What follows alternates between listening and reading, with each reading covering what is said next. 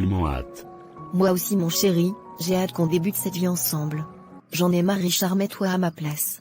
Je te vois 3 jours sur 7, nous ne passons pas de temps ensemble. Nous ne prions presque plus ensemble. Rien. Tu as 19 ans Stéphanie. Tu es jeune et tu as toute la vie devant toi. Je suis un homme de 40 ans marié. Je vais t'attirer des ennuis. Je te conseillerais d'arrêter de la voir. Tu risques de faire des erreurs irréparables. Le mariage n'est pas toujours un fleuve tranquille.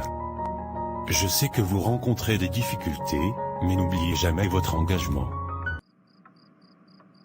Que m'arrive-t-il? Je suis en train de faire n'importe quoi. Je sens que je suis en train de trahir Maryse. Mais pourquoi je n'arrive pas à me passer de Stéphanie? C'est dur. Stéphanie est ta fille. Maryse est ta mère Stéphanie. Il se passe quoi Maryse? Et toi, que fais-tu avec ma fille?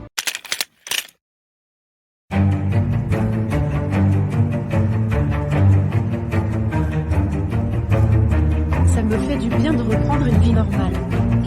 Mais Julia a perdu beaucoup de sang. Je t'en prie, Emile. Julia est veille de l'accident et gendarme. Inspecteur. Nous avons 2 femmes qui entrent en commun. Je propose qu'on aille.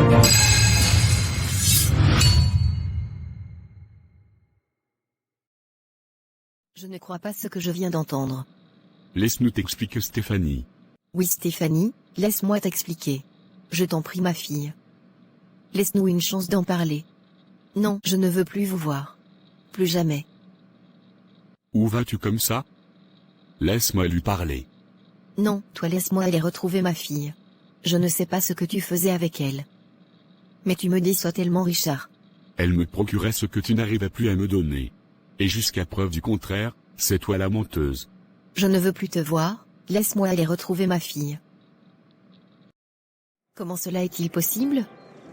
Donc Richard est mon père? Et sa femme ma mère? Je m'y attendais pas du tout. Non. J'ai trop aimé cette fête, franchement je me suis bien amusé. Moi aussi j'ai aimé. Mais tu as tellement bu qu'il était sage qu'on rentre. Je ne suis pas saoul, ça va. J'ai bu que quelques verres. Fais attention sur la route, je ne suis pas en confiance. Regarde, je ne suis pas saoul. Non arrête, fais attention à la jeune fille. Non. Où est-elle partie? Depuis 10 minutes que je la cherche. Depuis 5 minutes je marche en vain, où est-elle? Stéphanie? Stéphanie? Céline, rien ne s'est passé comme prévu. Je suis vraiment désolée. Raconte-moi tout. J'ai retrouvé Richard dans la salle d'attente de l'orphelinat. Richard? Il faisait quoi là-bas? Il était avec ma fille. Oui Céline, je n'ai pas eu un fils, mais une fille qui s'appelle Stéphanie. Et apparemment Richard, sans savoir que c'était ma fille, avait une liaison avec elle.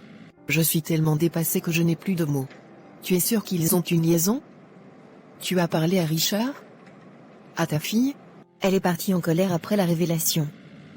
Je suis partie à sa recherche, mais elle s'est volatilisée. Et Richard, je ne veux pas le voir. Je suis vraiment désolée pour ce que tu vis ma sœur. Viens chez moi, je vais m'occuper de toi. Je suis en route.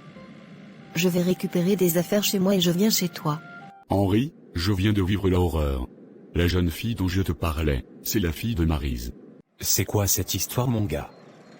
Je suis sous le choc. Je suis autant choqué que toi. Je t'explique dès que j'arrive mon ami. Je n'ai pas envie de rester à la maison avec Maryse. Je rentre récupérer des affaires.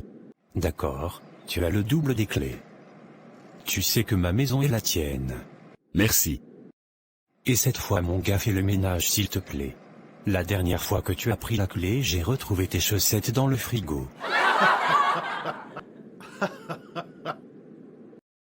Je ne veux plus te voir ici pour le moment, je suis désolée. Ne t'inquiète pas. J'ai pris des affaires dans mon sac, je vais chez Henri. Tant mieux. Oui, tant mieux. Tu vas rester comme ça combien de temps, Maryse? Depuis 1 mois, tu pleures et tu ne manges plus. Il faut que tu te bouges. Va parler à ton mari et régler cette situation. Je n'ai pas envie de lui parler en premier. Tu n'es plus un enfant, on parle de ton mariage là. C'est pas comme si on parlait d'une amourette de bac à sable dans la cour de récré. Il faut communiquer. Au moins pour bien comprendre ce qui s'est passé avant toute conclusion hâtive. Je ne me sens pas prête. Bon. Je vais appeler le révérend Pascal. Il va passer te voir. Je n'ai plus de solution. Bonjour Revrant. Je te remercie d'être venu. Tu veux boire quelque chose? Ou manger? Ne t'inquiète pas Maryse. J'ai mangé il n'y a pas longtemps. Dis-moi ma fille, comment tu vas? Tu as l'air amaigrie. Oui Revrant, c'est dur. As-tu reparlé avec ton mari? Non. Je n'ose pas et j'attends que ça soit lui qui me parle. Les choses ne fonctionnent pas comme ça. C'est de l'orgueil que vous manifestez tous les deux avec un concours d'ego. Si la Bible a dit que l'amour doit être patient, ne pas soupçonner le mal et toutes les autres choses citées dans 1 Corinthiens 13, c'est parce que l'amour n'est pas simple et demande des sacrifices.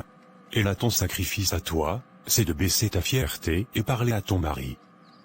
Là, tu imagines des choses dans ton esprit qui ne sont peut-être pas la réalité. Peu importe la décision finale, au moins éclaircissez cette situation. Je vous l'avais dit il y a 2 ans en arrière, l'amour ne suffit pas. Parfois il faut décider de continuer à aimer quand cela ne semble plus possible naturellement, comprendre l'autre, pardonner, trouver des solutions pour ne plus retomber dans les mêmes erreurs, grandir ensemble et consolider votre foyer.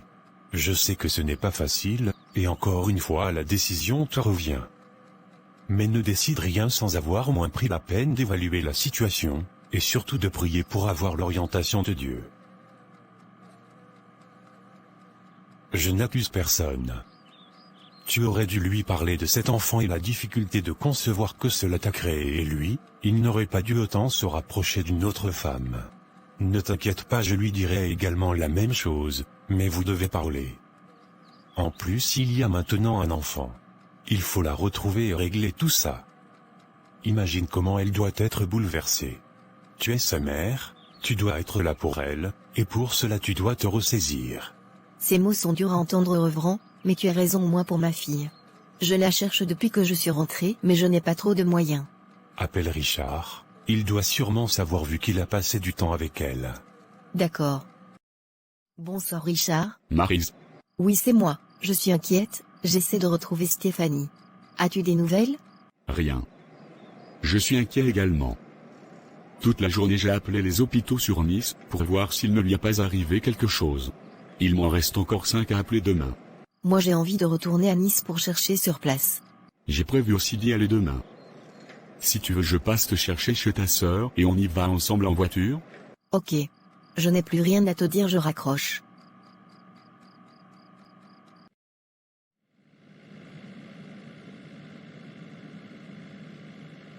Ce n'est plus possible Maryse. L'atmosphère est lourde dans la voiture. On dirait qu'on est sur le chemin du jugement dernier. Je sais que tu es en train de me tordre le cou là dans ton esprit. Je ne suis pas d'humeur à rigoler monsieur.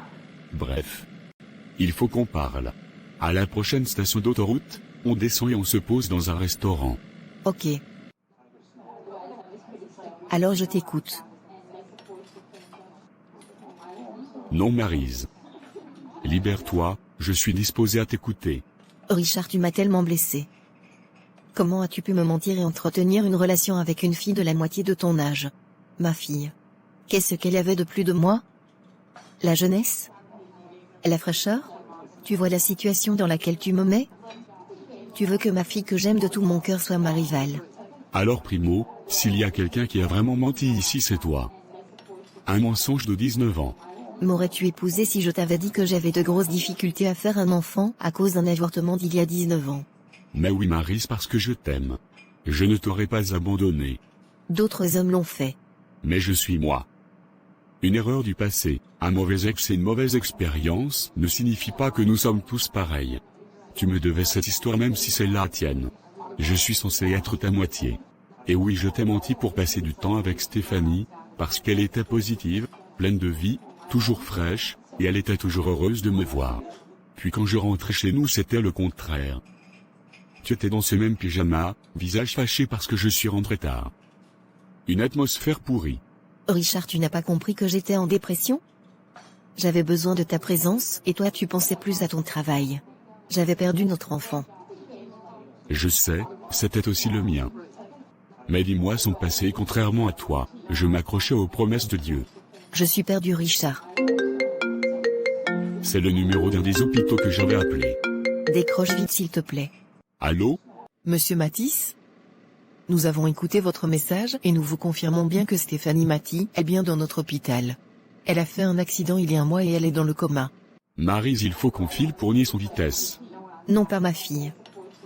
Pas un autre enfant. Madame, je suis monsieur Matisse. Vous m'avez appelé. Oui, madame. Où est-elle? Qu'est-ce qui s'est passé? Le médecin passera vous voir dans un instant. Je vais passer un appel à mon directeur et lui préciser que je rentrerai dans 2 jours. Tu es sûr? Cela ne va pas poser un problème au boulot? Tu as besoin de moi et Stéphanie aussi. C'est la moindre des choses. Merci. J'y vais. Si je rate le médecin, je compte sur toi pour m'expliquer la situation. D'accord. Dites-moi tout, docteur. Son état est statique. Et malheureusement nous n'avons pas pu rentrer en contact avec ses parents. L'infirmière à l'accueil m'a expliqué que vous étiez sa mère biologique. Oui, c'est une histoire un peu compliquée, mais vous pouvez avoir confiance. Actuellement, nous sommes la seule famille qu'elle a. Très bien. Hier elle a réagi pendant 5 secondes, on pensait qu'elle se réveillerait, mais cela n'a pas eu lieu. Nous ne pouvons rien dire d'autre à part prier et attendre malheureusement. Que savons-nous de l'auteur de l'accident? La voiture a pris la fuite de ce que j'ai entendu. Merci, docteur. Elle est dans le coma et c'est tout ce qu'ils peuvent nous dire. Nous devons attendre.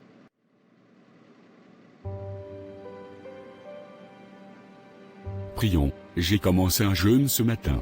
Oui, je veux bien. Allons prier. Je vais suivre le jeûne également avec toi.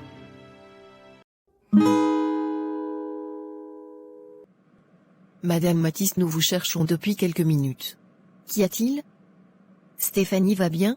Oui, ne vous inquiétez pas, c'est plutôt une bonne nouvelle. Elle vient de se réveiller. Gloire à Dieu, je vais la voir. Oui, en plus elle a une mémoire intacte. On s'inquiétait pour des séquelles au niveau de la mémoire, mais tout va bien. Merci pour cette nouvelle. Je suis tellement émue. 1 mois jour et nuit à patienter dans cet hôpital. C'est une grâce qu'elle soit en vie. Dès qu'elle s'est réveillée, elle a demandé à boire une canette de coca. Ces jeunes, ils sont graves. C'est un bonheur de te voir. Comment vas-tu, Stéphanie? Pourquoi tu es là? Tu étais où pendant 19 ans? Et là tu fais ta mère inquiète. Tu sais ce que j'ai vécu tout ce temps? Je suis vraiment désolée. Tellement désolée si tu savais. Les choses n'ont pas été faciles de mon côté. Explique-moi tout. Je veux savoir comment et pourquoi et surtout qui est mon père. Fais-moi de la place. Je vais tout expliquer. J'avais 16 ans quand j'ai rencontré ton père. C'était le fils de notre voisin. Ma mère ne l'aimait pas du tout parce qu'il était très convoité et accumulait les petites amies. Elle ne voulait pas que je sympathise avec lui. Moi aussi je m'en méfiais. À l'époque j'étais très pieuse et je n'avais que pour objectif mes études et ma passion pour la mode. Tu es passionné de mode? Oui, je suis assez sensible à l'esthétique, l'art et le stylisme. Mais ces derniers temps je n'ai pas eu la tête à m'y consacrer. C'est donc de toi que je tiens ce talent, je suis très sensible à l'esthétique, la mode et la coiffure également. Vas-y, poursuis. Je ne veux pas te déconcentrer. Franck, c'est le nom de ton père. Il a commencé à se rapprocher de moi prétextant qu'il voulait connaître et apprendre la foi chrétienne. Je l'ai cru et j'étais heureuse qu'il veuille devenir chrétien. On lisait la Bible ensemble, on se fréquentait de plus en plus à l'insu de ma mère. J'avais totalement confiance en lui, à 16 ans j'étais naïve. En réalité il faisait semblant d'être chrétien, quand il n'était pas avec moi, il était le franc coureur de jupons. J'étais tellement amoureuse de lui. Puis un jour à une fête de l'école où j'ai menti à ma mère pour y aller, de petite action en petite action innocente, nous avons sauté le pas. Je m'en suis voulu mais il m'a rassuré sur le fait que ça n'arriverait plus. 2 mois plus tard il avait déménagé avec sa famille sans rien me dire ni me donner de nouvelles. Et c'est 2 jours après que j'ai commencé à avoir les symptômes de grossesse. Une amie de classe m'avait donné une potion à boire pour que la grossesse passe. Je m'en veux si tu savais. Mais j'étais perdue. Je ne savais plus qui j'étais et ce que je faisais. Mais sa potion a failli m'être mortelle. J'ai eu des douleurs horribles. J'ai perdu connaissance le lendemain matin en cours et perdu beaucoup de sang. J'ai frôlé la mort et mon utérus a été fortement endommagé. Mais la bonne nouvelle c'est que toi tu as survécu. Tu es une battante ma fille, depuis mon sein tu voulais vivre. Ta grand-mère était furieuse de la situation et elle a voulu que je te donne en adoption à la naissance. Je ne voulais pas me séparer de toi, mais j'ai été contrainte. Ils m'ont fait croire que j'avais eu un petit garçon. Bref, Jamais un jour n'a passé sans que je n'ai pensé à toi. Et une fois autonome j'ai commencé à te chercher. Ma mère qui a bien changé depuis l'histoire et ma sœur m'ont aidé et nous voilà. Je suis vraiment désolée pour ce que tu as vécu. Tu n'as plus jamais eu de nouvelles de mon père? Non. Aucune. Je t'ai retrouvé mais j'ai envie de le retrouver également. Je veux savoir d'où je viens. Je t'y aiderai. Promis. Merci. Maman. Ce mot me comble. J'étais derrière la porte et j'ai entendu ton histoire. Je ne t'en veux plus Maryse. Je suis désolé pour cette épreuve que tu as vécue. On a tous eu un passé, mais en Christ, ces choses anciennes sont passées. Moi j'aime Maryse, la nouvelle créature à qui Dieu a tout pardonné. Merci Richard, ces mots me font du bien à l'âme. J'ai eu du mal à me le pardonner. Et moi je voulais vous dire à tous les deux, réconciliez-vous. Maryse il ne s'est rien passé avec Richard. Dans le fond, je recherchais un père et un soutien. Je n'étais pas amoureuse. Merci Stéphanie. Je veux te demander pardon Maryse, jamais je n'aurais dû te mentir. J'aurais dû comprendre ton mal-être et ensemble nous aurions dû trouver des solutions. J'aurais dû essayer de m'organiser pour être plus présent quand tu en avais besoin. Avec Stéphanie, c'est toi que je cherchais, que je voyais, et en réalité je n'ai jamais cessé de t'aimer. Accorde-moi ton pardon s'il te plaît. Moi aussi je te demande pardon Richard, je passais mon temps à me plaindre sans forcément trouver des solutions. Et je t'ai caché ce si lourd secret alors que tu aurais dû savoir ma difficulté à concevoir. Je te pardonne. Vous êtes mignon. Faites-moi de la place, je veux aussi un câlin. Tu accepterais de rentrer avec nous pour que nous prenions soin de toi? Je t'avoue que même si tout semble s'être arrangé, je trouve la situation un peu gênante encore. Mais je n'ai personne d'autre que vous. Je viens avec vous. Le médecin dit que je pourrais y aller dans 2 jours le temps de faire des vérifications d'analyse. Super. Comment vas-tu aujourd'hui Stéphanie? De mieux en mieux merci. Vu comment vous me gâtez, je me remets rapidement. Tant mieux. Tes recherches ont avancé pour retrouver ton père? Oui, j'ai fouillé sur les réseaux sociaux et grâce à son nom j'ai retrouvé une dizaine de personnes qui peuvent correspondre à son âge. Je compte contacter chacun d'entre eux. Tu vas le retrouver. Continue de persévérer. Je me suis demandé si ma démarche de recherche n'allait pas te replonger dans ses souvenirs. Il t'a trahi en partant comme un lâche. Tu dois lui en vouloir. Ne t'inquiète pas. Dieu a eu le temps de guérir mon cœur. Je ne lui en veux plus aujourd'hui. Mais je t'avoue que j'appréhende à l'idée de le revoir. Tu es forte maman, tu vas gérer. De plus tu n'es pas obligée de le voir tu sais. C'est vrai. Alors, prête à aller voir ta tante et grand-mère? Je suis autant excitée qu'apeurée. Ne t'inquiète pas, elles vont te couvrir d'amour. Et comme je te l'ai dit, ta grand-mère a beaucoup changé. Ne lui en veux pas s'il te plaît. Par contre bien avant, nous devons passer voir le reverend Pascal. Je ne suis pas très familière avec la foi et l'église. Je ne sais même pas si je crois en Dieu. Je ne te juge pas. Mais laisse une place à Dieu de s'insérer dans ton cœur, tu ne seras pas déçu. Chacun a sa marche avec la foi, mais il faut au moins laisser une chance à Dieu de se révéler à toi. Un autre jour, mais pas aujourd'hui s'il te plaît. J'ai déjà vécu un choc émotionnel récent, je ne suis pas motivée à chercher quelqu'un que je vois pas. D'accord. J'ai le foi qu'un jour ton discours changera. Amen.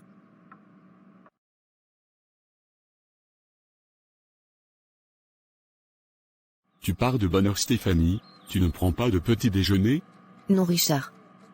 Je suis pressée ce matin. Tu as bonne mine et tu sembles heureuse, tu as une bonne nouvelle pour nous? Oui, je vais rencontrer une femme qui connaît mon père. Bonne nouvelle. Mais ce n'est pas prudent d'y aller toute seule, laisse-moi t'accompagner. Ça va te faire un gros détour et tu risques d'arriver en retard au boulot. Ne t'inquiète pas, je serai prudente. D'accord, tiens nous informer de la suite. Tu voyages aujourd'hui chérie? Oui rappelle-toi, la conférence à Londres sur 3 jours. J'ai oublié. Et tu y vas seul? À quel hôtel? Je peux avoir un numéro de la chambre d'hôtel? Pourquoi toutes ces questions? Tu penses que j'y vais pour une femme? Maryse, je t'ai promis que je ne te mentirai plus. Si tu veux appelle ma secrétaire, elle te donnera toutes les coordonnées. Si ça peut te mettre en confiance, je ne veux rien cacher. Nous avons décidé de repartir sur de bonnes bases. Je suis désolé Richard. Mais je construis à nouveau la confiance que j'avais pour toi.